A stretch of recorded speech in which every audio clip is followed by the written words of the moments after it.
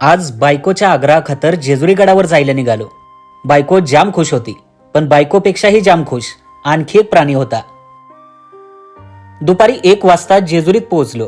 भंडारा घेतला आणि उन्हात पायी चालत गडाकडे निघालो.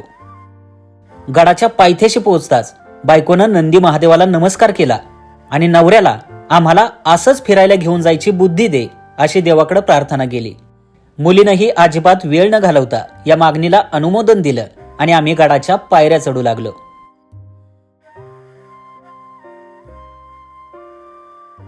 आजूबाजूचे एक एक ठिकाण पाहत सईबाईंना उचलून घेऊन मी गड चढू लागलो. पण भंडाऱ्याच्या पिवळ्या धमक रंगात नाहून निघालेल्या जेजुरी गडाच्या पायऱ्या पाहून सईबाईंनी स्वतः चालत गडावर जायचा निर्णय घेतला.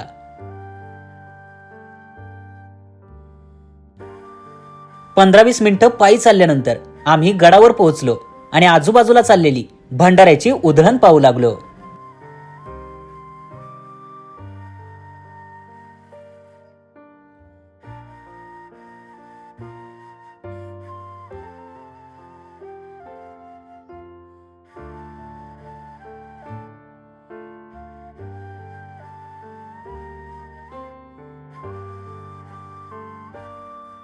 शेवटी सईबाईंनी खंडेरायाला शेवटचा नमस्कार केला आणि आम्ही देवाचं दर्शन घेऊन प्रसन्न मुद्रेनं घरी परत आलो.